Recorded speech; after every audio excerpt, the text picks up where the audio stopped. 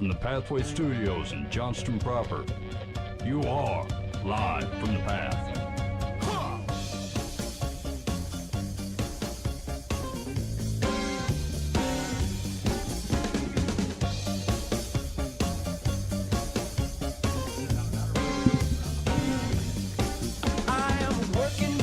All right, you're listening to Live from the Path. We're coming from the... Oh, you're not. Yes, hey, what do you mean? Why are you saying this to me? Race Car Weekly with Mike. Race Car Weekly. Yeah. We're talking V12 engines, boys. I got nothing. Is that a generator? What do you mean? No.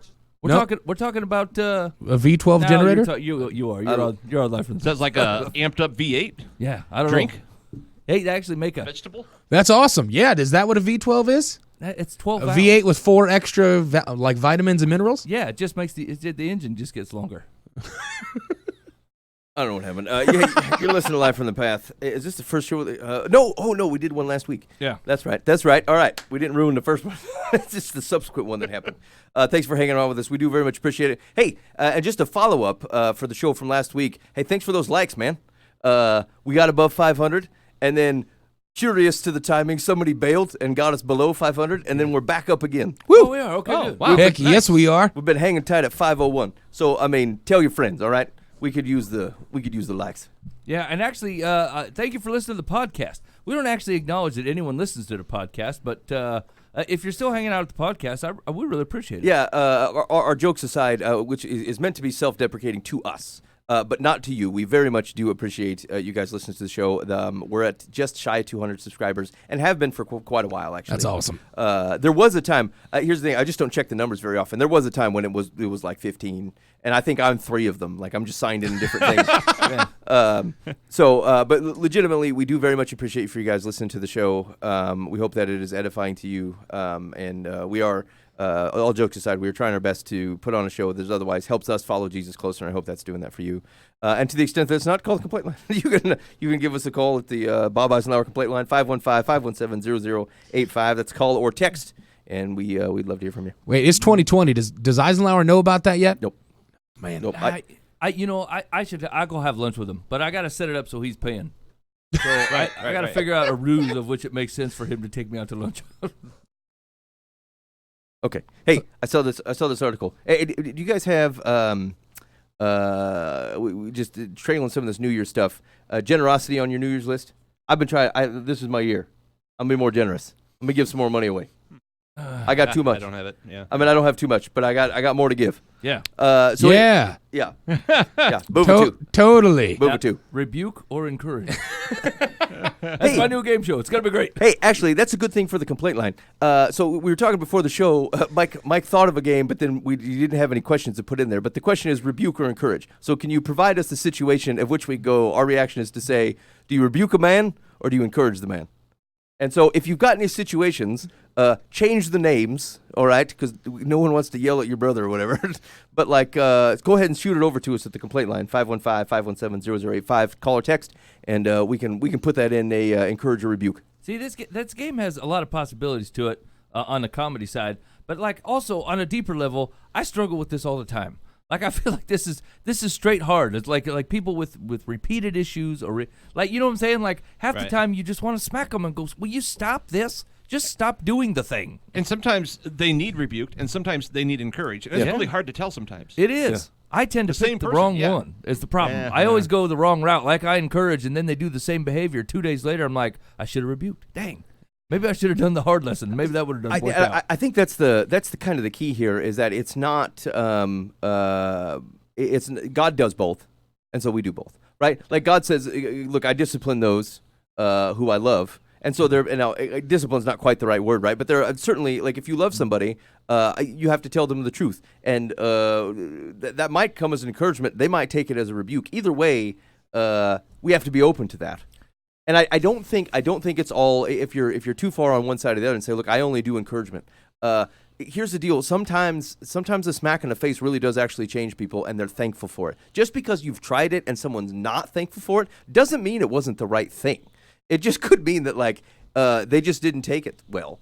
It doesn't mean that and if you try to encourage somebody, or I guess just don't get upset because it didn't work. Because like some people don't respond to either. Yeah. And it's just Yeah, persistent. that's true. It's fairly arrogant to think that your approach was going to win either way, right? Like, Right. It's a sovereign God's deal, and like you're just saying, use me in a way that is palatable. So maybe the whole premise of the game is dumb. Dang it! I would say I'm an encourager by nature more than a rebuker. And so when I do rebuke, I tend to be really awkward at it. I'm just like overly blunt to the point I'm hurting feelings rather than being like, let's have an honest conversation. I'm like, you smell and you're a complete idiot. And they're like, that's yeah, hurtful. you're right, Dan. You're not very Moses, good at that. I'm terrible. I remember that conversation. It was awful. I was hoping you would forget that. Never. It was traumatizing. It's just I'm just terrible. I'm terrible at it. I'll sit there and talk about it, and maybe you should try better. Have you tried not sinning? Yeah, exactly. I always think that like, and maybe this is just a reflection of myself, right? But I always think if I understood God's justice correctly, I would understand His mercy all the more, right? If I would understand all the things that deserve to happen to me when dealing with a sovereign, perfect God, and the way that He interacts with me, I would be much more appreciative of His mercy and His grace, that the lesson would wash on me, right? Correctly. And so like I tend to sit on the rebuke side. I tend to say things like, look, man, you're missing what you're doing. A holy God has offered you into this, and you throw it away and act like it's nothing. And so like, and maybe that's just because how I would take it in, which means His grace and mercy would be worth all the more, that even when I'm willing to treat it like it's nothing, God treats us like it's everything and still shows up. And so it's kind of a mix of both put together. I just lead with, you don't realize the waters that you're dancing in, buddy. You don't understand the weight of the thing that you're fooling around with. And so maybe that's where it's getting hustled up. I don't know. Be honest, it's been actually, apart from the funny game, it's been really on my mind a lot over the last couple weeks of how to interact with people who are trying, to follow Jesus, and like they're just spectacularly screwing it up. Like they don't understand it, or they don't understand the weight of it. They don't understand what God wants from them, or I don't know. I don't understand what's going on here of how we're failing so bad. And sometimes a hug does it, and sometimes look, man, you're taking this too lightly. Otherwise, you wouldn't keep doing it, right? If you knew what it costs and you knew the grace that's required to cover this thing, you'd stop it just on pure principle, right? And it's either one, tends to still flounder. And I can't think of, just cycling some stuff through my mind, I think everybody strikes a balance here in Scripture. The Psalms are like that. Hey, man, the Lord loves you. He brought you with His mighty arm. You are His people, and He is always there for you. And by the way, you're being rebuked, and He will kick you out of your land. Yeah. Right? Knock it off. You're whoring after other gods. Right? You know what I'm saying? Like, the Psalms are like that. Jesus is like that. Paul is like that. Peter's like that. Everybody's like that. Everybody's got a mix of like there's some rebuke in there. Hey, stop this. This is harming you. By the way, God loves you so very much. Like no one's batting on just one side. Even John, even like flighty John. Some of the hardest parts are he lands. What's in First John? He's like, you continue sinning, you ain't in the Lord.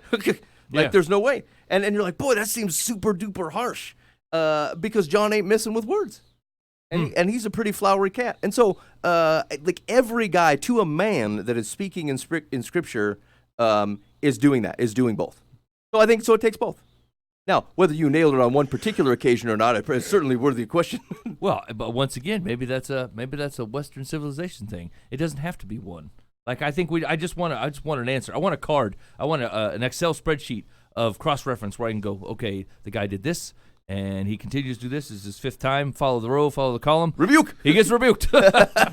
right? That's what I want to have happen, and it's just that it's a little greater. Okay, now let me just slightly facetious question. What would you call a Magic 8 Ball style contraption for Christian discernment?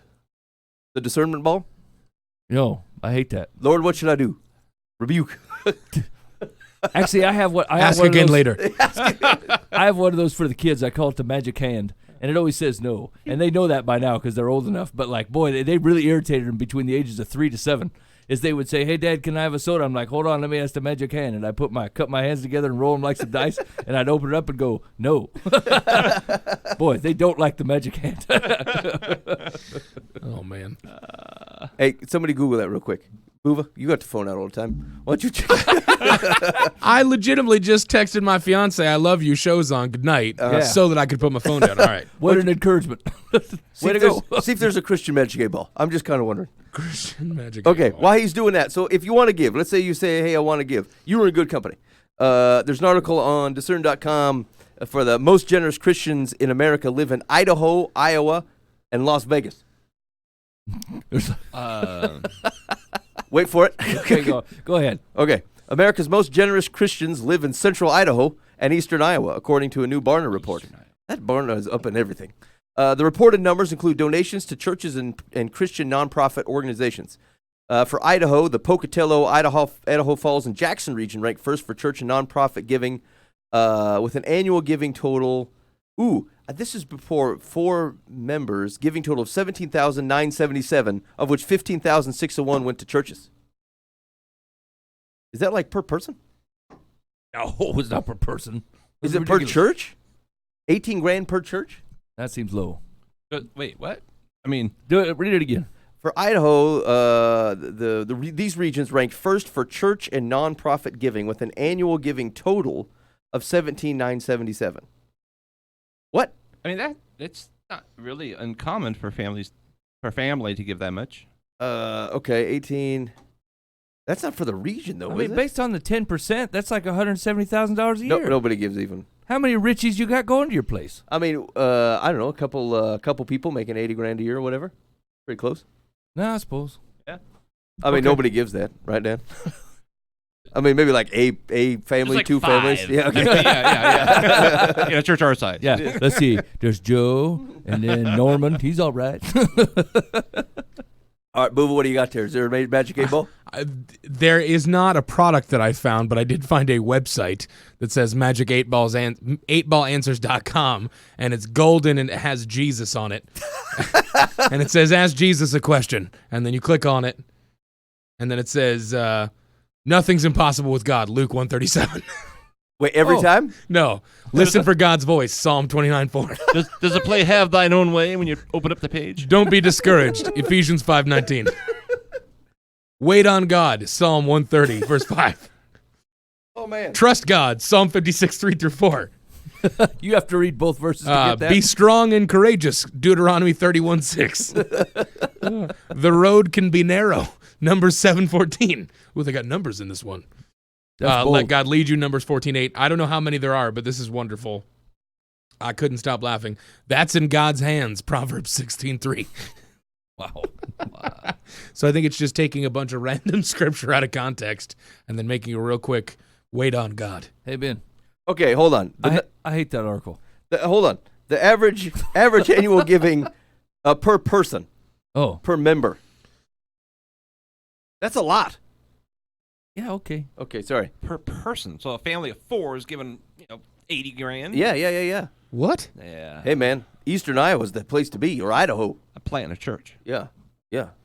Anyway, Yikes. Idaho That can't Falls. Oh, Ottumwa. In Iowa, it's Ottumwa and Kirksville. Ottumwa.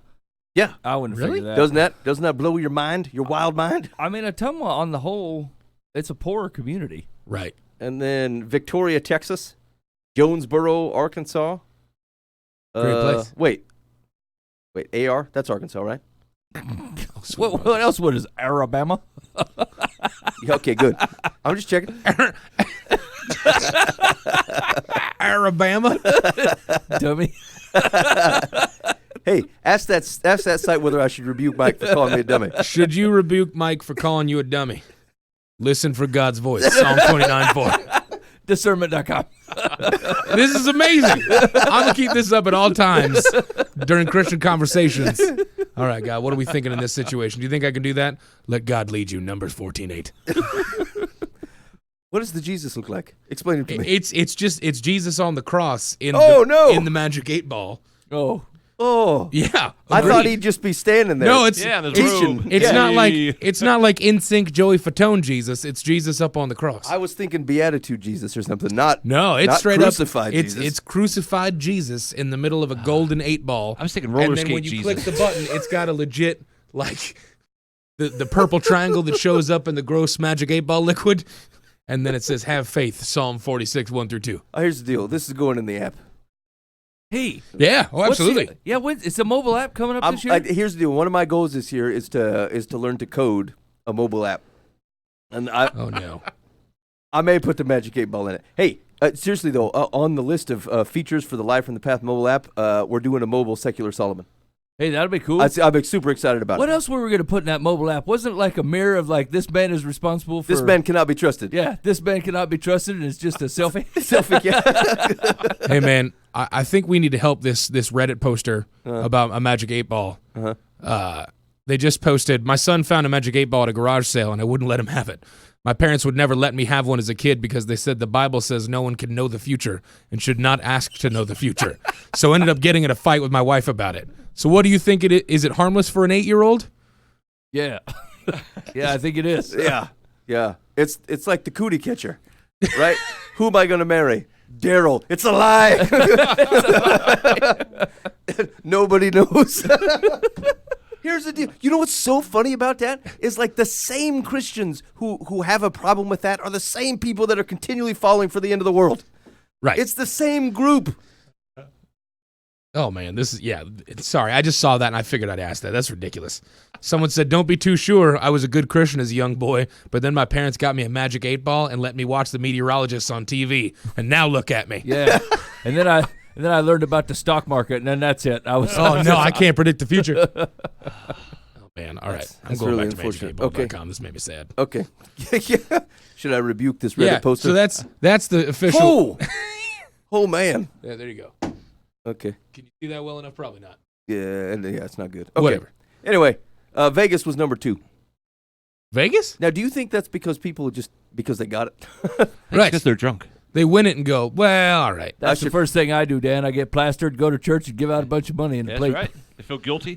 I'm guessing it's not getting plastered then going to church. I'm guessing it's getting plastered, getting a lot of money, stumbling into a church, and then Dropping giving way more than you thought you were Yeah. when you put it in. Lord, It's probably mainly casino chips. Yeah. If I give you $5,000, will you not make mention of how I got this money? Lord, I know we're not on even terms on this situation right now, but I could flip a couple coins in Actually, there. how what would that the council? Are you supposed to give 10% on the? You're supposed to tie the lottery winnings? Sure. I mean, it's first part of your fruits, right? Yeah, first fruits. I mean, Okay. Okay.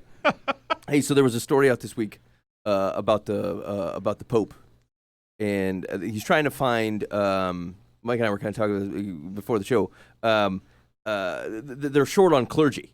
They're short on clergy in Latin America, and where'd you say, like South America, a few different places. Africa. Yeah. They're short on clergy, and so the problem is the celibacy requirement. They're having a hard time because they're running out of dudes who haven't gotten married and done the deed, and so they're considering the Latin American church had said, hey, look, can we, in order to honor the intent here, but otherwise fill the Pope spaces that or the priest spaces, can we use guys who have been married for like X number of years?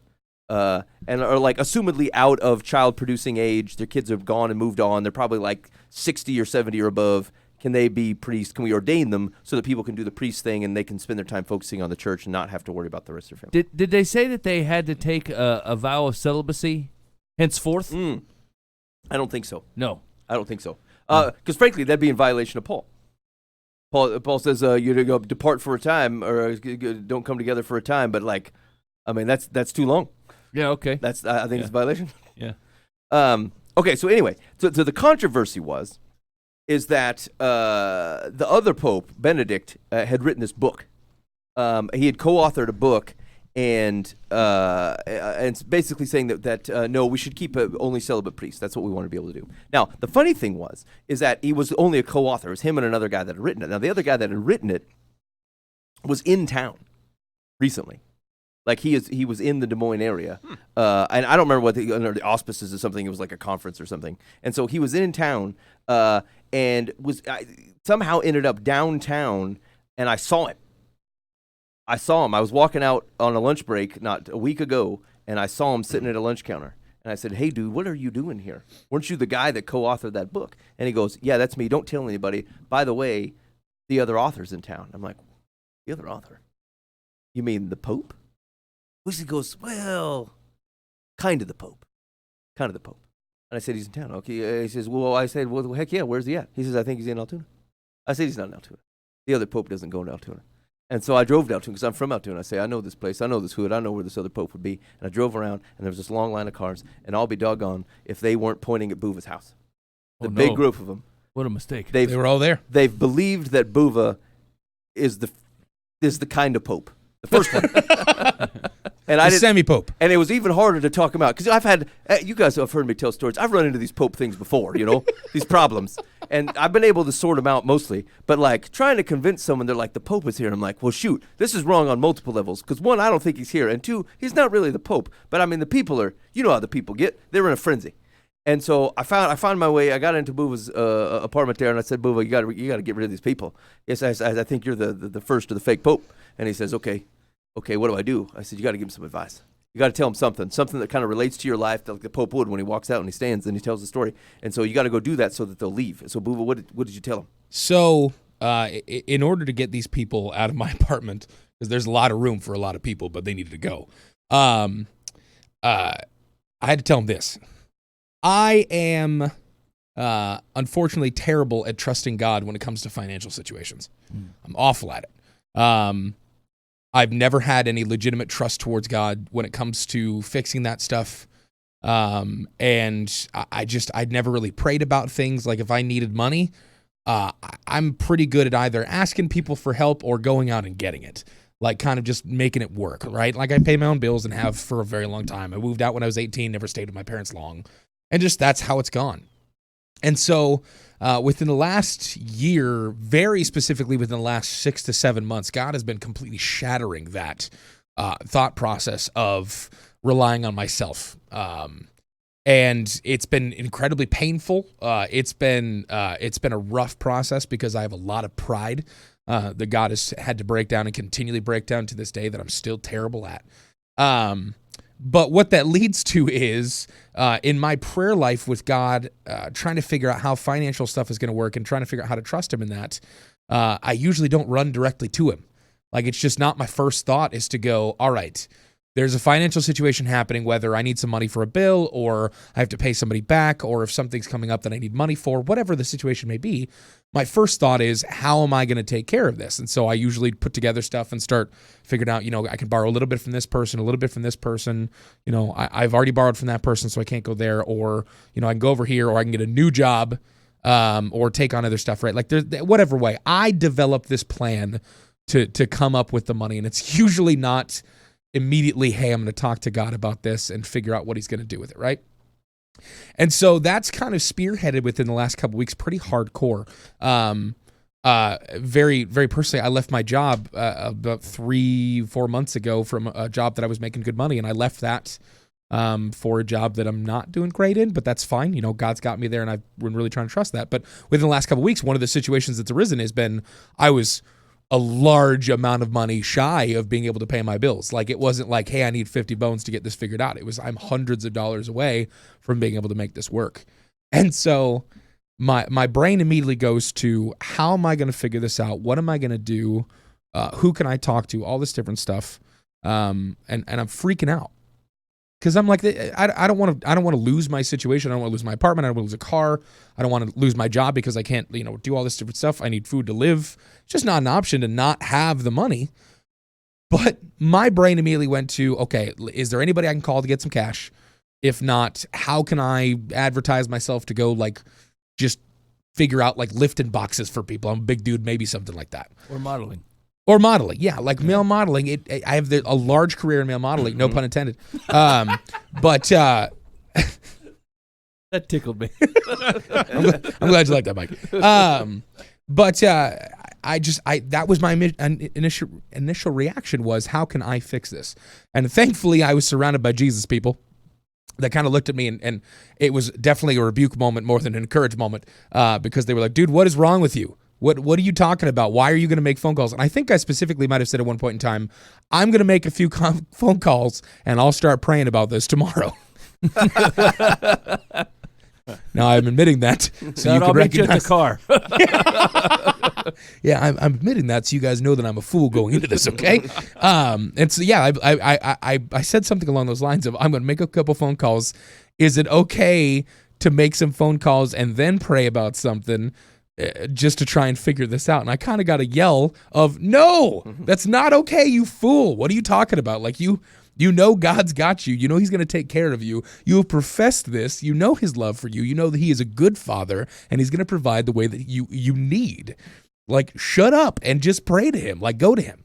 And so, like, I'm sitting there, I'm just like, I was upset because, not to go too far into it, but like I my traumatic brain just from crap that's happened to me in the last 15 years, like I'm very bad at relying on people. I'm just really bad at it. It makes me feel bad. It makes me feel needy. It makes me feel really terrible. Like, it was just, I used to be a total boob and like was not able to take care of anything for myself. And I've really tried to kill that booba and move on from there and become a man, right? Like, I'm trying to get a wife right now. Like, I got to figure this out. And so that's where my brain went, was, no, I gotta get this done. I'm not going to let my bills go. I just got to make the money somehow. I'll figure it out. And that's totally against what I'm kind of figuring out is like, yes, it's okay to have a certain level of that, of like actualizing a plan and getting it taken care of, but it's never a good deal to go, I'm going to set my plans in motion, and then I'll check back with God real quick and go, hey, all the stuff I just did, is that the right thing? I know I didn't ask you beforehand, but that's where I'm at, right? And so this all comes to Spearhead, and I'm actually really upset with the people that are giving me crap about this. Like, I started getting really quiet. I'm not worshiping God. I'm kind of upset. My fiance and I pray about it, but I'm just like, I don't really want to pray too much right now because like I'm kind of mad about this. Like, God, I feel like you told me to leave my situation in which this would not have been a problem, to go into this, and now I'm in the straits again. Like, come on, man. Like, that's ridiculous. Like, I know I'm supposed to trust you, but here's where I'm at. And it was an angry prayer. Like, I was upset. I'm just like, I don't know how to trust you. You keep putting this on me. Like, I don't know how to trust you. I'm trying to do this right. So the next morning rolls around, and I got a text message from one of those people that says, hey, let's meet up for lunch today. And I go, okay, fine. I'm cooking at home. Come on over. We'll do lunch here. And so he comes over and he starts talking to me about some marital stuff and talking to me about how I need to get better at like praying with my fiance about stuff, even if I feel like it's just whatever. And so we're sitting there talking, and then he gets a FaceTime from his wife, and he's across the living room from me, and he goes, hi, sweetheart. And she goes, hi, where are you? And he goes, oh, I'm at Boova's house right now. And she goes, what? Because he's never once offered to come over to my place and have lunch with me. Like, we've known each other for a decade plus, and it's just never been a thing with us. He's never done that. But so he asks, we do that, and she goes, well, why are you there? And he explains it, and then she goes, great, because I've been trying to figure out a way to FaceTime both of you simultaneously. And I, wave, and I said, hi, I'm right here. And she goes, let me read you a letter we just got. And so I'm laughing about this, and I'm like, okay, this is going to be something weird. What's going on? And she's laughing. She reads this letter, and it turns out some random person from over a year ago that this guy has worked with reaches out to him and sends him a letter that says, you were such a good dude to me. You were so cool, one of my the best boss I've ever had in my whole life, all this different stuff. I really appreciated who you were. I had such a great time working with you. Thank you so much for being around me, all this different stuff, right? And then it says something about family, and he had lost a brother recently, and he was caretaker for the brother, and the brother passed away and left him a significant sum of money. And his passed away brother had said to him, all I want you to do with the money is give it to people that it's going to benefit them. Just give them an amount of money that's going to help. And so the dude goes, well, that's definitely this person. And so he sends some lump of money to the people that are the ones who kind of reamed me on how I was supposed to do this right and how I was supposed to trust in God. And so I'm laughing, and they just go, well, it wasn't what we would have had planned with the money, but here you go. And they basically just hand it right over to me. And it's not $50. And it doesn't matter if it was $50. It's money. But like, it was completely taken care of. Like, more than I could have asked for, completely taken care of, to where right now I'm sitting pretty. I'm broke. I have no money. I literally had to get my quarters out today to grab a bottle of water, which I don't care about. Everything's taken care of. You should stop buying that sissy water. Hey, don't you talk to me about sissy water. I'm down like 60 pounds in the last 2.5 months, so I don't want to hear it. I'm just saying. Boova's water makes like a ding sound when you open it. You're ridiculous. Yeah, that's fresh. Yeah, it's wonderful. And so it made me laugh, though, because I'm like, I went into this knowing who God was. Like his identity didn't change in the beginning of this, after it, in the middle of it. His identity was the same. He was still the same God. He did not move. He did not change in this situation. He did exactly what he's promised me on countless occasions, and most of the time I just go, I still don't trust you. I'm going to take care of it. But finally, even in a small semblance of an amount, I went, shut up, Buva. Stop trying to figure this out on your own and pray. And I really did. And he came through completely.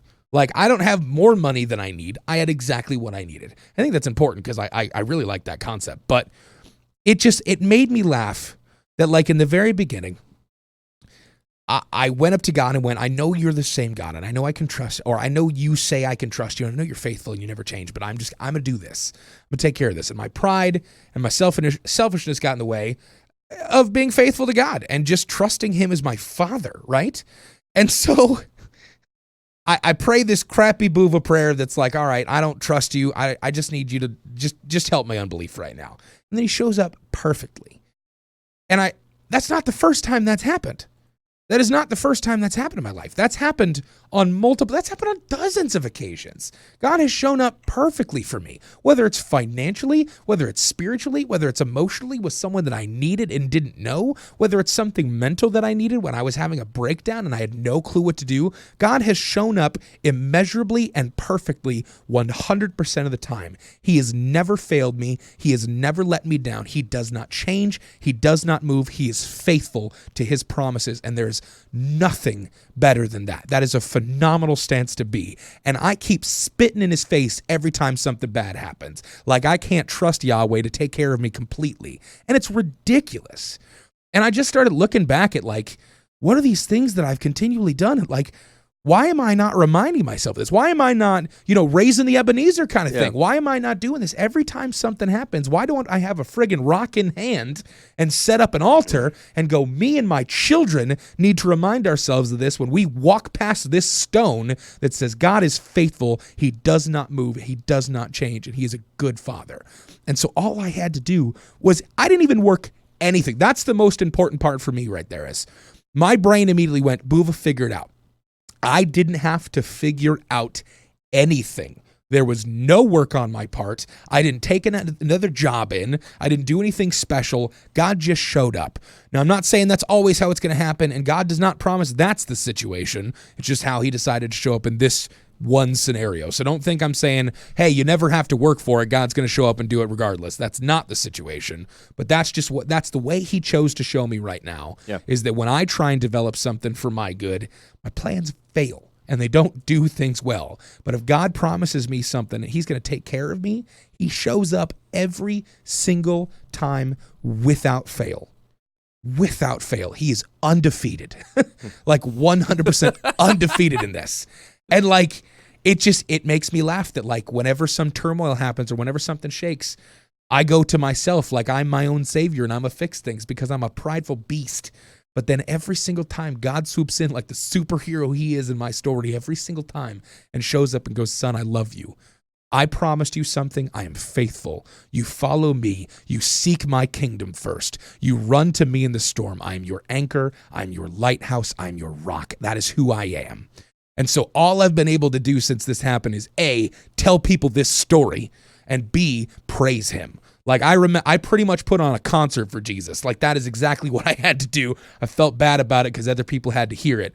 But I had to turn on praise music on my phone and scream it out because I was like, this is my God. This is my Papa. He is in my corner and nothing can stand in my way. Not fear, not demons, not anyone else in the world, not my own sin, not my own pride. Nothing stands in the way of my God for who he is and how relentlessly he runs after my heart and to take care of me entirely.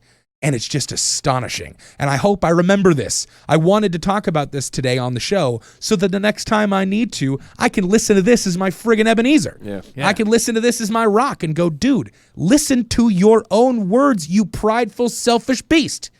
You talked about that. Now shut up and listen to it.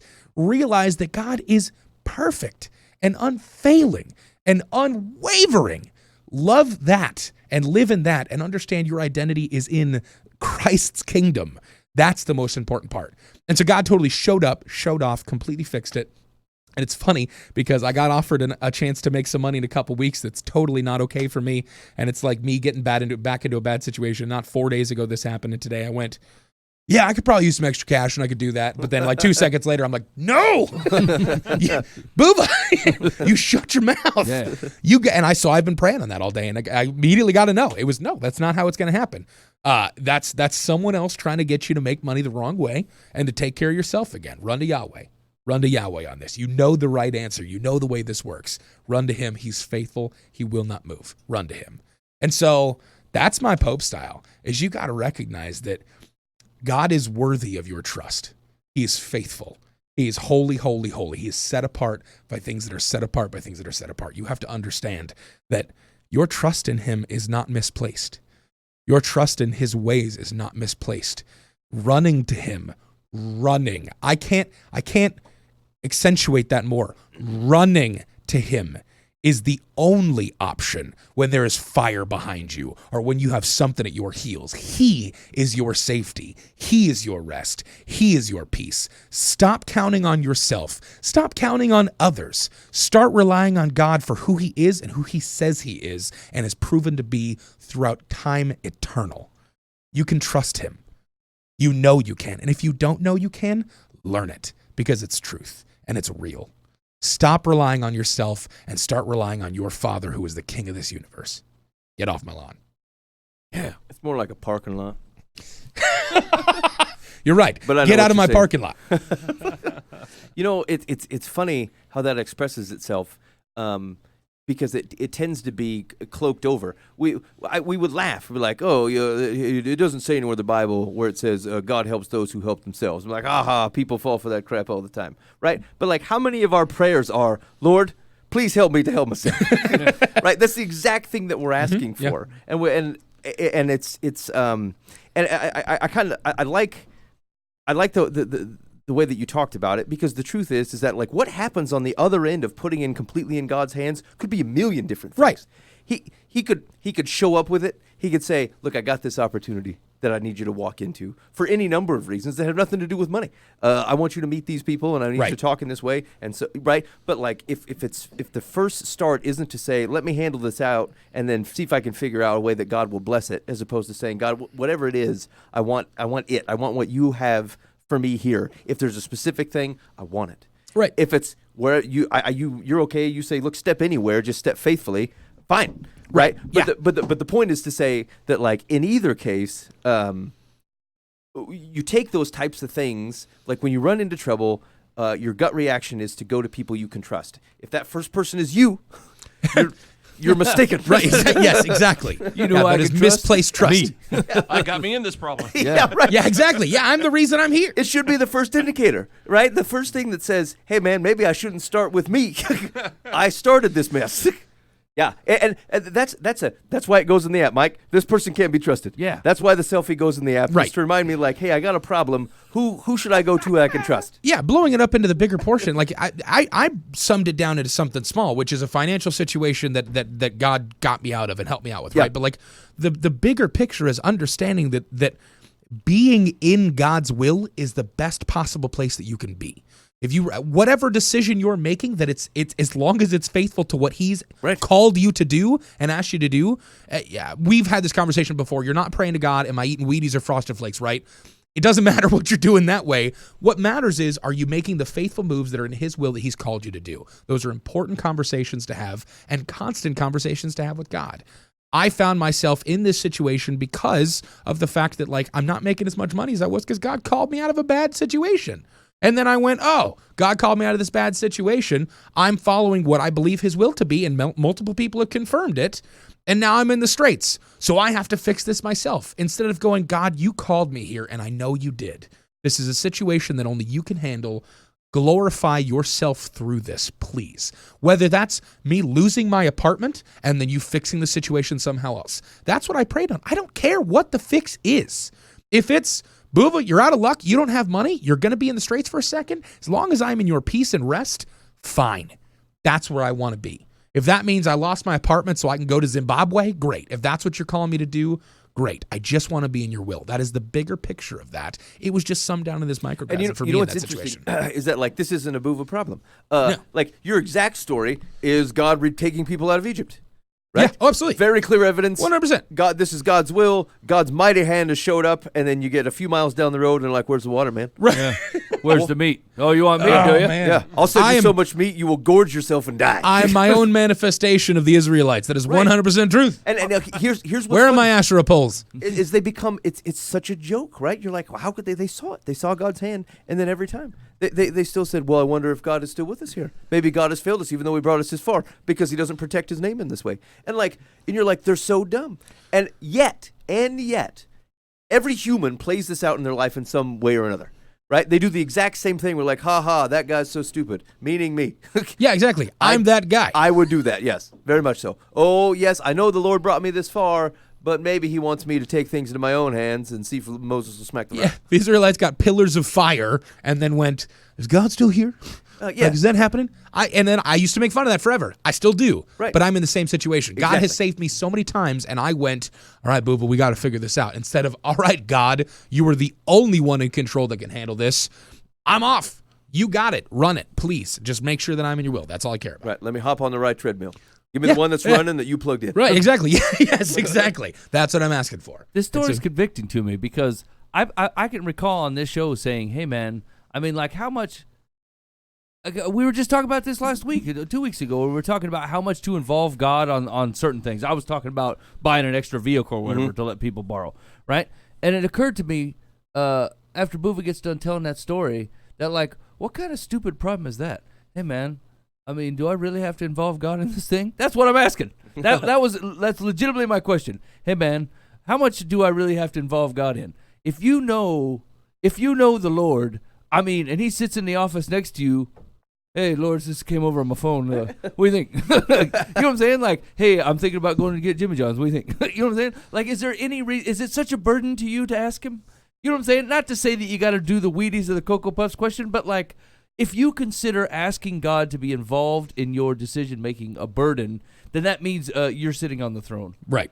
You know what I'm saying? You're not going up to ask the King who knows everything and knows all, loves you undyingly, right? That's not the perspective you're coming to. And you're like, great, what's God going to want in the middle of this thing? Probably going to have to give away half my money and then love a guy I hate. Boo. I don't want to ask Him, right? Like, so even the question itself is stupid. It's not terrible. It's stupid. It's a stupid mindset. It's an Israelite mindset, right? Where like, hey, I realize you gave us these sweet bread cakes for all these years, but we want to meet. Oh, you want to meet, do you? Okay. Oh, yeah. Right, and like, well, here's the thing. That was creepy, Mike. Yeah. Yeah. If you kick off your day and you're like, God, this thing is wide open. I'm open to absolutely anything you want. And like, just think of the... I got loose plans to go to work, but Yeah. I mean, you tell me. Here's the deal, though. Here's what's interesting is that, like, ultimately, I think that's what He's asking, right? Now, most of the time, you're going to work. Right. I mean, and here's what I like. It's like if you're put in front of the throne and God goes, "At your pleasure, choose whatever you choose something that honors Right. me, love it." And He's like, "I don't care. Go ahead and do it." And I do think that. I think there's places where God's Yeah, like, absolutely. I created humanity to be artistic, like, and to make choices on their own. Mm-hmm. That's part of how they show they love me. It's how they create great art, often in my honor. And He says, "At your leisure." Do this thing. yeah. It delights the Lord that you're going to paint today. It delights the Lord that you're providing for your family by going to work. Great. And then sometimes you're going to say, "Lord, I get my days open. What do you want from me?" And sometimes you're going to have an occasion where it says, "It delights the Lord that you're not going in today. You're going to go visit your grandmother, or you're going to go somewhere and do something Right. that God has for you, and it delights the Lord you do Yeah, that." go to a coffee shop when you don't realize that I've got someone sitting right there that needs to meet you. And the broad point Actually is needs say, to meet me, and you're going to be there. what you consider your choices, day-to-day choices, I mean, aren't they 10 times better when it's the delight of the Lord? Yeah. Right? And so if I open up my day saying, look, the whole thing's open. Here's the thing that I think I'm doing. I'm ready for absolutely anything else. But this is what I think I'm supposed to be up to. Stop it. Tell me. Make sure it's clear or give me a lack of peace on it. Whatever you need to do, I want to be up to your thing. And like most of the time, He's like, I delight you to live the life and to fulfill your responsibilities and the things I asked you to in this way. And then you're throughout the day, you're just checking in. God, I'm still doing this. You still delight in this? Because if we delight in this, I'm still on it. You got something else? I'm great. Right? Like, because it's not a burden to me. If the Lord delights in it, I want in. Right.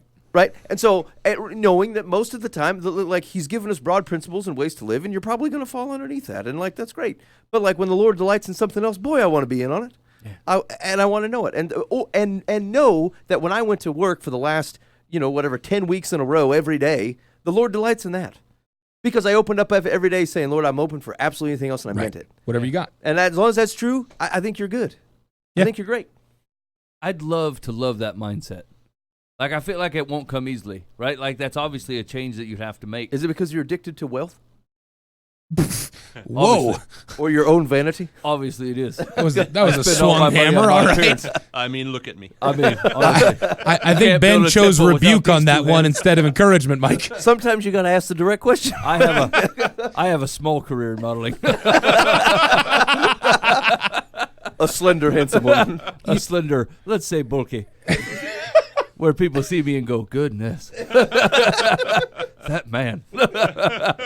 They must have recast Thor. What does it take to love it? I feel like that's a Holy Spirit thing, which is maybe why I'm struggling. Like, here's what I'd love. I get super excited when we talk about this stuff, and I think, great, tomorrow morning, like that's what I want my exact prayer to be. Like, I want to wake up in the morning and go, Father God, I have loose plans to go to work today, but it's totally your ball. You let me know what's going on, and okay, I'm out, and then I move on, right? And I want to think that is not just something I want to feel and let go, but like I'm actually like legitimately, I will call and make my boss angry and be like, you know what, I can't make it today. Right. I got some other stuff cooking, and I would be willing to do that, but like I don't know that I give God the opportunity to encroach that far, where I will say that, but like I don't know what it would take for me to go, I think I'm skipping work today to go something. And I think this is where experience starts to become interesting, because like I don't know that it's happening all that often. Yeah.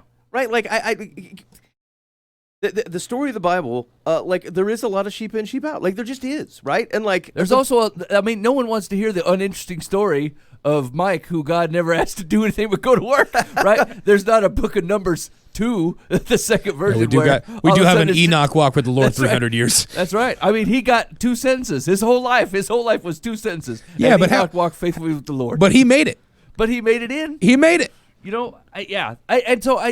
I think that it's a Taylor thing, right? Like where you can't go, you have to tone. You're not the next Moses, right? Like somebody might be, or you might be this dynamic character that's doing all kinds of crazy things, and maybe that is you, and you probably should be open to that, and maybe it's not, and right. You should have peace both ways, right? Both ways that say, look, I have loose plans to go to work today. I love that phrase. I have loose plans to do this.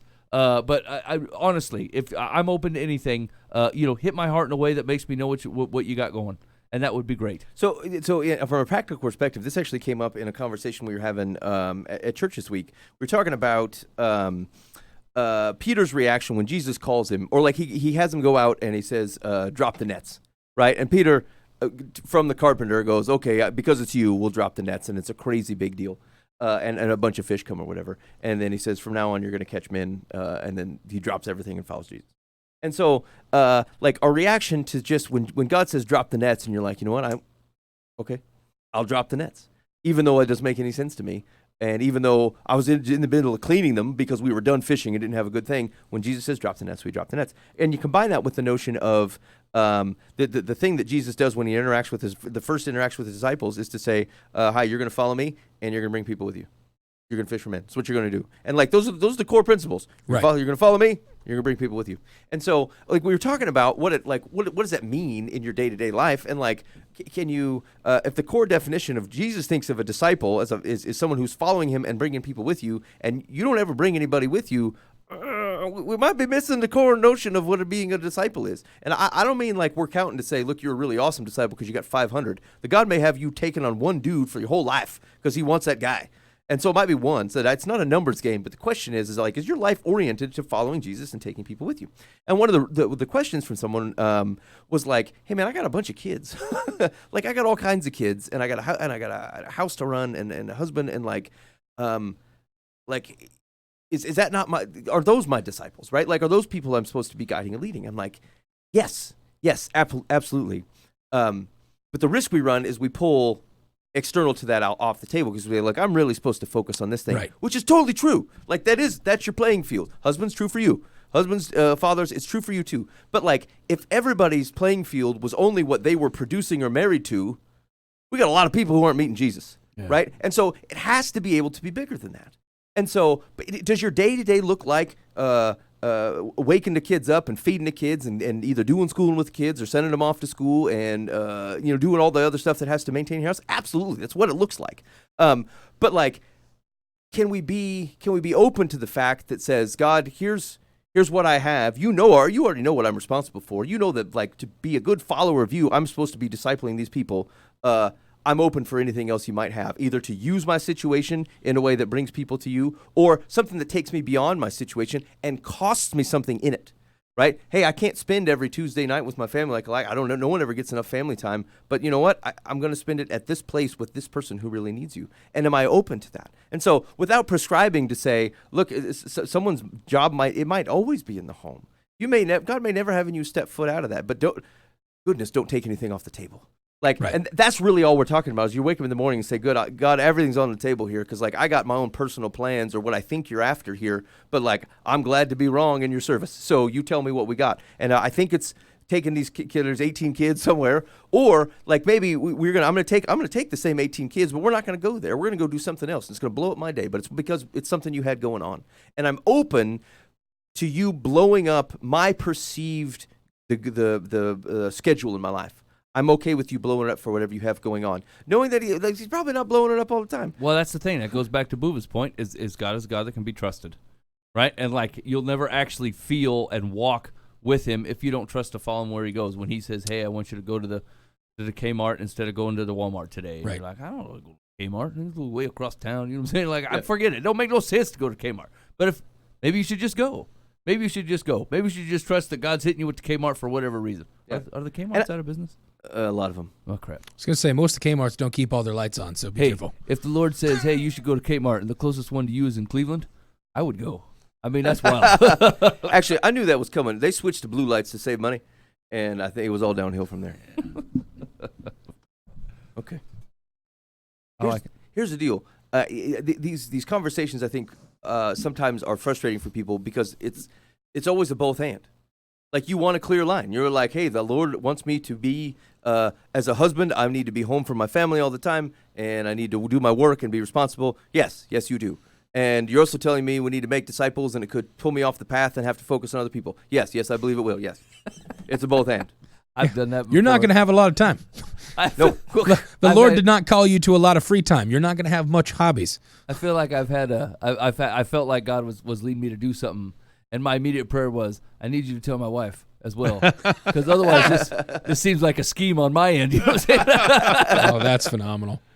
And I do that all the time. Yeah. I say, Lord, I'm a blundering doofus. I don't know. I need you to send it through this woman. I've done that. Yeah, see? Does it always worked out, Dan? I mean, I still bought this sometimes shirt. not the way I expect, but yeah, it works out. Yeah, I guess. Yeah, I mean, honestly, sometimes I feel like marriage was set up to be the great filter. I will come up with the greatest idea, I thought, and then I will lay it on my wife, and then she would just look at me like, no. And Yeah, here's all the reasons She's why the party of no. that's dumb. Stop it. And then realizing after she explains it, I'm like, yeah, that was dumb.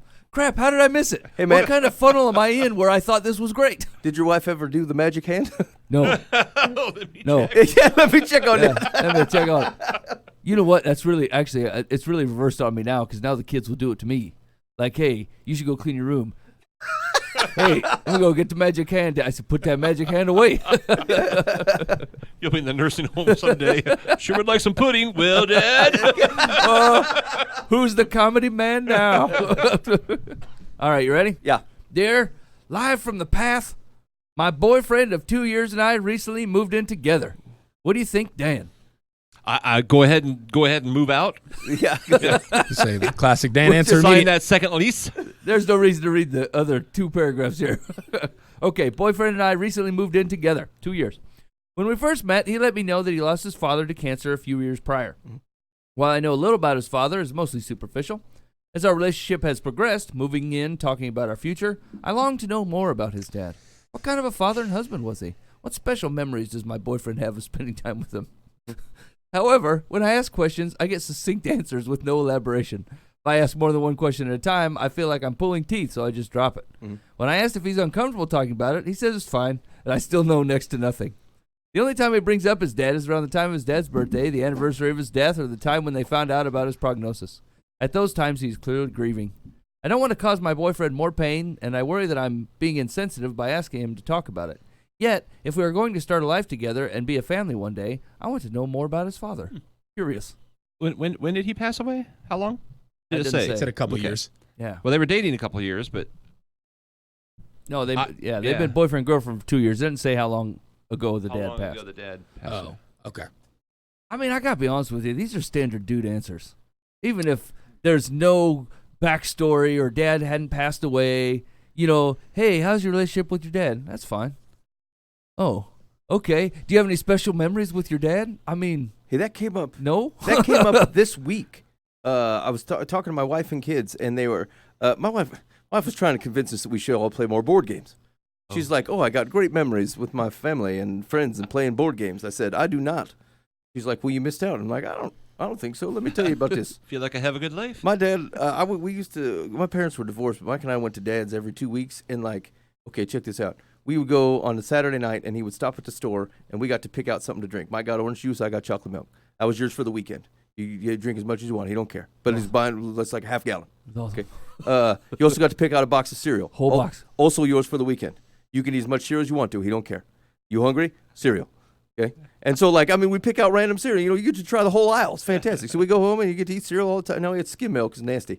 And he was real stingy with the soda. You got to split a can of Diet Pepsi. But other than that, you got to eat as much crap as you wanted to. He doesn't care. And then I think we mowed the lawn every once in a while, and we go out and play baseball, and we watch sports on the TV, and then we do football picks or something, and then he'd order. You remember they had the pizza deal at the Little Caesars? Oh, yeah. I mean, I think we were 8 years old. We got our own pizza. Yeah. Because he only operated on one program. You choose your own thing, you eat it all the time. And so I got my own pizza at 8 years old, whatever toppings I wanted on it. And if I got sick of pizza, I could eat cereal or drink chocolate milk. And my wife's like, those aren't really good memories with your dad. Don't you feel like you should be closer? I'm like, here's the thing. It sounded fantastic. I have all kinds of great memories with Dad. They weren't board games. We didn't do board games. No. But it seemed fine to me because that was my context. I don't know anything else. I don't even know to miss out on it. And this was a guy that we saw once every 2 weeks, right? The family was not together. And so, but my wife was trying to convince me, and she's like, "Don't you think you should have a closer relationship with your dad?" I'm like, "No, I think we're all right. Yeah, I think we're I good. think things are fine. Don't you think you missed out on all kinds of the things?" I said, Are you asking me whether I missed out on board games? Because no, I feel like I did not miss out on any board games. I think we're good. and so it's similarly, and I'm guessing this question hits Boob a little differently. But just generally speaking, I think you're right. Some of this is just I don't know. Some of those are dude answers. Yeah. I mean, they just don't contextualize relationships all that.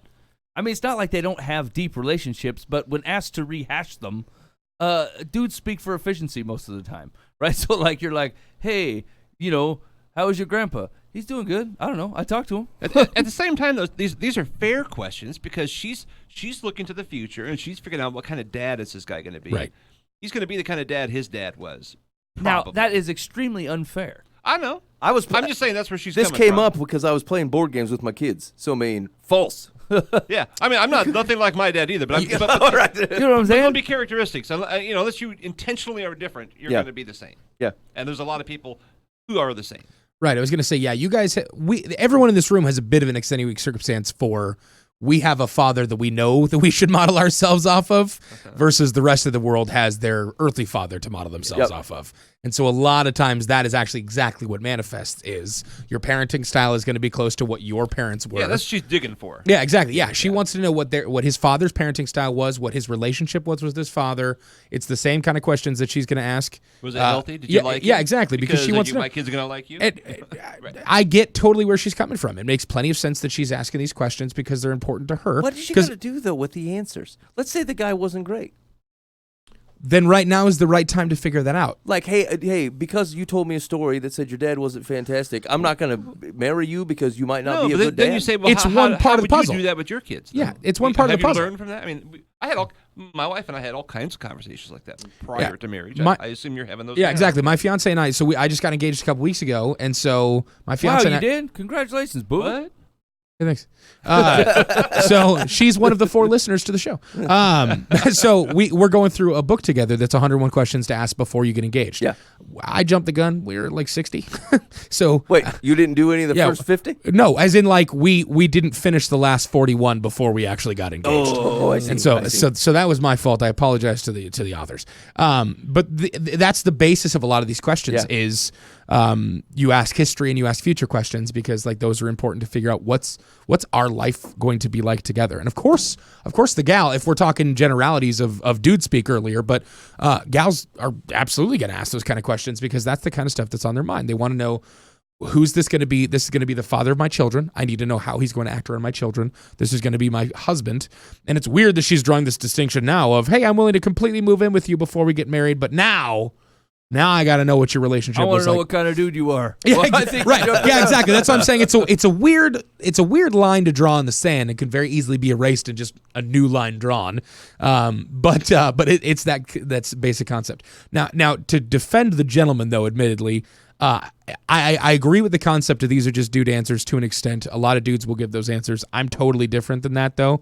But I give those answers also. Like I'm a talkative guy, if you guys haven't figured that out over the last 10 years. No. I never shut up, and I'm totally not the archetype for like a Mike's man's man, if you will. Like I'm that's just not how I operate. Dude, you should see this water he bought. I mean, I'm drinking something called flavored carbonated mineral water. Perrier, and it's lime.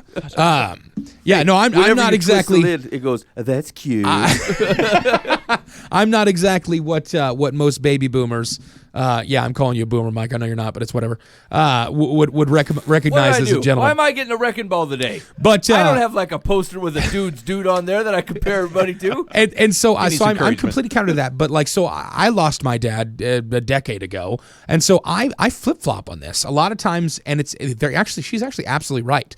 His birthday and the day when he passed away are big days for me when it comes to holidays and stuff like that. Is when I get introspective and nostalgic about my father, because that's the time when it's like everyone is constantly just bombarding you with family and holidays and tradition and all this different stuff, and then you go, well, this is what I'm missing. So that's a really introspective time for someone who's especially lost a parent.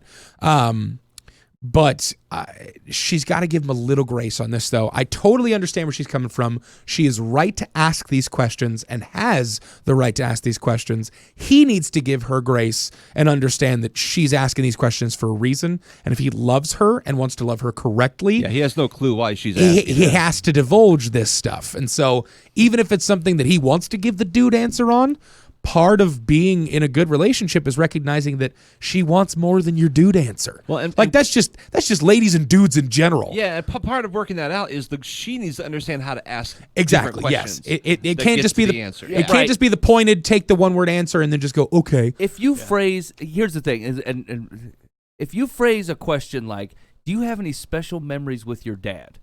The first thing that comes to my head is a man sinking into sand, and my mind goes, I don't even know what you're asking. Right. Yeah, what are you even asking me? I don't know. I mean, just ask what you want to ask. Yeah, right? exactly. Did he smack me around? Is that what you're asking? Yeah. Or did we fisticuffs? What do you want to know?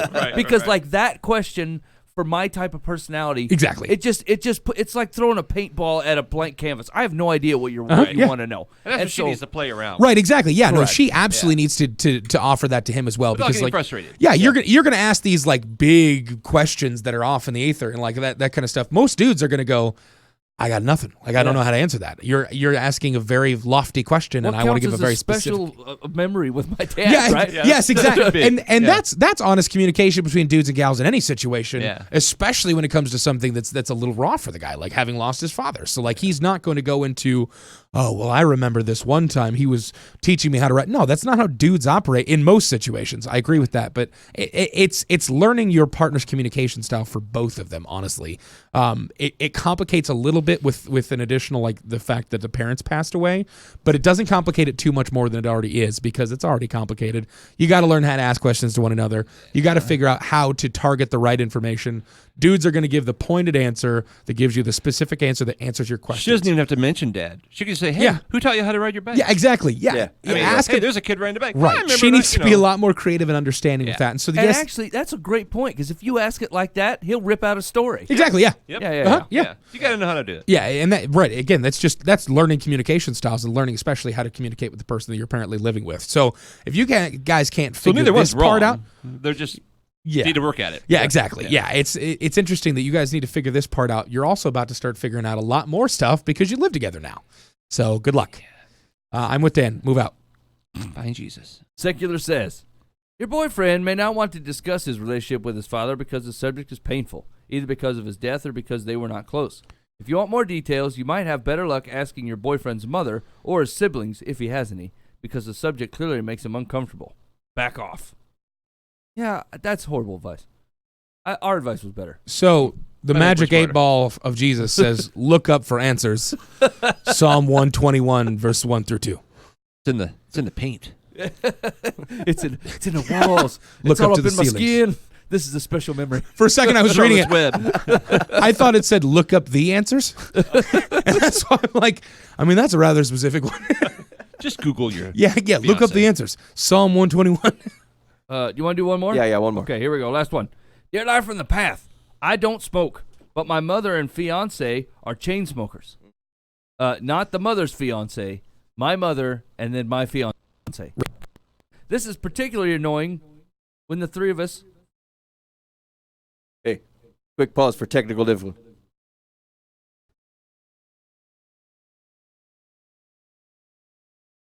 Okay, we are unpaused from technical difficulty. Dear Mike? Life from the Path, I don't smoke, but my mother and fiance are chain smokers. Yes, we heard that This part. is.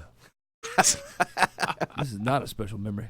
This is particularly annoying when the three of us eat together because they always light up during the meal. Oh, gross. For example, they'll almost always have a cigarette after the salad, another before the dessert, and then 2 or 3 cigarettes afterwards. Boy. They really are What? chain smokers. It ruins the meal for me. I'm really disappointed in my fiance, who seems to have forgotten her promise to quit smoking before our wedding day. Yes, I would say she had. Is there anything I can do about their smoking at the dinner table? And should I remind my fiance about her promise to give up cigarettes and be a smoke-free bride? Annoyed. So here's the deal: is I think you need to be prepared. If this is an ultimatum, then you should give it. Yeah. And like, here's the thing: is I was actually reading something today about someone who was dealing with someone who was a drinker, and A drinker. whatever, alcohol. An alcoholic. Yeah, an alcoholic. They're And a they said, drinker. look, water. and they said, "Look, I won't marry you if you're like this." And the person stopped. They stopped cold turkey, and they were sober for however many times, like a year or so before they got married, and they've been sober since. Like like they needed someone to give them an ultimatum, to otherwise force them to do something that they And didn't want mean to it. do. Yeah, and you have to mean Yeah. it. I'm generally like ultimatums. I find dangerous because like you're pulling rank on someone for in a relationship of which you are equals. However, if it is a deal breaker, you should be honest about it. Right. And so like take the heaviness on the word ultimatum out and just say, look, this is something that I'm not willing to commit my life to, and I love you, and you need to know that. And then if it's that big of a deal to you, then you need to stay it and you need to stick with it. If it's not enough for you to not marry them, then I'd be real careful on you throwing around empty promises because there's just no reason to have a relationship built upon you blowharding about it. Right. So either mean it, or if you're willing to deal with it, now's a good time to start. Yeah, and here's the thing. Of all the things that I think it's unfair to lay down an ultimatum, I don't find this to be a problem. Like, if you are not prepared to be married to a smoker, you better say so. It's only fair to them and to you because it's only going to cause contention. First of all, smoking is expensive, and second of all, if you're not a smoker, it stinks, and it's a lifestyle. It will take over your whole place, especially who lights up after the salad. at the table indoors. That sounds horrible. And like, I'm a smoker. Or 50-50. Anyway, I'm not quite the full-time smoker I used to be, but anyway, like that's disgusting. Smoking indoors is gross, and I don't know how you could possibly be married to somebody that's a smoker and you are not. Like that, I don't understand that. I can't stand being around cigarette smoke when I'm not smoking. I think it's just absolutely disgusting. And so, I don't know. I think you should. I think Ben's right. I think you lay it out there. If it's a deal breaker for you, and it really is, just say so and get it out. And don't act like they're gonna get 6 months out of the wedding and quit. That's gonna be a hard habit to break, especially if you're chucking down 6 during mealtime. I mean, holy cow! 1 after dinner is like, okay, that's cool. If you can smoke 1 or 2 cigarettes a day, fire 1 up after dinner, maybe 1 in the morning, you, my friend, are living a life. But most smokers cannot do that. Right? They have to smoke 2, and then the 3. And I don't know if they chain smoking 3 in a row. Holy cow! I mean, that's too much. That's too much, fellas. That's a commitment. Yeah, it really is. Yeah, And I used to be a pack a day smoker. I couldn't do that. Oh man. 3 in a row. I just felt like I was wasting my time. Yeah. I mean, there ain't enough gum in the world. Here's the thing. You want to know why a lot of our soda drinking is up in this country? Well, look at all the smokers. Water don't get the taste of smoke out of your mouth. No, it does not. And so nobody who smokes drinks water because it tastes gross to them. Oh, right, yeah. Because it tastes like smoke. Right? Right, And yeah. so what they do is they'll either drink a beer or drink a soda. Exactly. Or something that'll cover up. That's why people are always like, oh, beer and cigarettes go so well together. It's because beer covers up the My mouth tastes like an cigarettes in ashtray your mouth. right now, It's and no disgusting. water's gonna get it out. Perrier, Exactly. you don't work. It's just like if you're Ben Foose and you wake up in the morning and go, I should brush my teeth or drink this chocolate milk. I ain't saying it don't work. All right. Secular says, your mother and your fiance are nicotine addicts. Wait, hold on. What was our advice? What the question? Our question was ultimatum. Yeah, that was our really. advice. Okay. Drop the You've got ultimatum it. right now. Yeah, If it's a just deal say it's a breaker, deal. deal with it. Okay. Secular says, your mother and your fiance are nicotine addicts. That they cannot get through a meal without lighting at least 3 cigarettes is alarming. No rule of etiquette dictates that you must tolerate secondhand smoke while you are trying to enjoy your dinner. If they need a fix, they should be considerate enough to excuse themselves from the table to indulge. They still stink when they come back. Yeah. Once again, as a non-smoker, I just don't know how you tolerate that. On a slightly different, but equally important subject, your fiancée has not, quotes, forgotten her promise to give up cigarettes before your wedding. She's ignoring it, and you haven't called her on it. Please do. If you marry her, you'll be living in a tobacco haze for the rest of her life, which could have a negative effect on your and your children's health in the future. Don't say you weren't warned. Boy, I just don't like the way she phrases things. I don't know. I mean, all that was true, but like, you don't necessarily have to bring a soapbox with you everywhere you go. You know, can't we just level with each other as humans? Like, look, man, you're not going to be able to tolerate this woman smoking, 3 packs a day at your place. You're just not. I mean, people who have, like, if you're a smoker, like, let's just admit that you chose it, but you are suffering under it. Like, it is something that, like Most addictions. Yeah, right. So, like, it's like people want to choose one side or the other. Look, yes, you're responsible. It's your habit. You started it for whatever reason. You got into it, and you bear the brunt of that.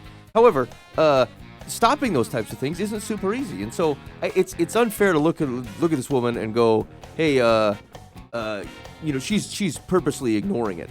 She may not be ignoring it. She may feel guilty about it every day. Right. And she's having a hard time kicking it, and she's ashamed of herself and doesn't want to talk about it because she thinks it's going to be an argument, and she's not going to run into someone who's trying to help her. She's running into someone who's going to ultimatum her, which, again, that's you want to make sure that you're not laying down an ultimatum unless you're at a point where you think someone's, like, stubbornly refusing. They may need your help walking through it. And so, like, let's be human about this type of thing and recognize that it's not as simple as, hey, I don't want to give up smoking because I just don't want to, and I don't want to have this conversation. That may not be it at all. There's actually a lot of stuff baked into that, especially for smokers. Like her relationship with her mother is probably well ingrained there. Like, Yeah. I can tell you honestly that my wife and I, when we were smoking, we'd go outside like for 5 minutes every hour or so, every 2 hours, and like we talked about everything. We were super close because it was just her and I talking about the kids or talking about the bills or whatever. And then when we stopped, that kind of faded away. We didn't have that point of connection and that thing in common,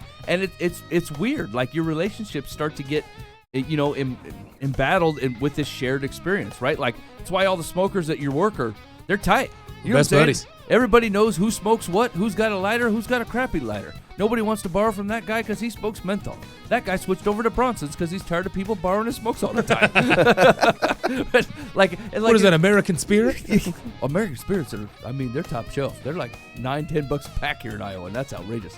Anyway, long story short is like they're their own little community, right? And like they operate, they're pretty tight knit. If you're a smoker and someone else is smoking, you got yourself a friend, right? I mean, that guy, no questions asked, you'll strike up a conversation with him, and it's not awkward at all. I try to do that without a cigarette, and it's just weird.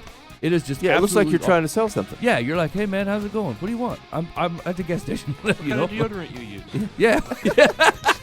You smell nice. Do you use the bear claw? What's the matter with you? Is that a legit deodorant? Yeah. Yeah, bear claw. Yeah. I don't know anything about that. Anyway, take up smoking. It's a good way to make friends. Yeah, make friends. This is what, Lord, I'm open to anything today. He says, Dear Lord, I have loose plans to smoke today, but I'm willing to change. he says he's going to send me out for Lucky Strikes. All right, hey, this has been, you've been listening to Live from the Path. Thanks for hanging out with us. Hey, why do you get to announce your name? This is mine. Dan. Kevin. Kevin. Brenda. Yeah, go ahead. Announce yourself again, Ben. You threw off my game. Anyway, this is Ben. This is the very important Ben Foose. Yeah, all right. Thanks for listening to the show. We very much appreciate it. We have every intention to be on next week. In the meantime, be faithful to the means. God will handle the ends. You've been listening to Live from the Path.